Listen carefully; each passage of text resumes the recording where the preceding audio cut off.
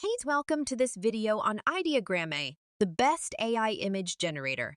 Ideogram I lets you create amazing images with just words. You can use it for fun or work, like designing logos, posters, flyers, etc. In this video, I will show you how to sign up in this website. Let's go. First, go to ideograma.com and sign up with Google. This will take you to the dashboard, where you can type in your text for the image you want.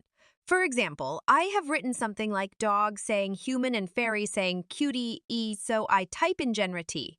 In seconds, Ideogram AI makes an image based on my text. The image looks cool. It has the name of the company in a nice font style. Options, download, and share. That lets me pick different styles for my image. For example, typography or illustration.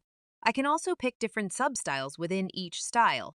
For example, poster or minimal. The Options tab lets me change some settings for my image. For example, the aspect ratio or the background color. Dib lets me download my image as a PNG or a CVG file. They lets me share my image with others via email or social media. That's logo for Ideogram A, most popular images made by other users. Thanks for watching. Like, share, and subscribe to my channel for more videos on AI tools and technologies. See you next time.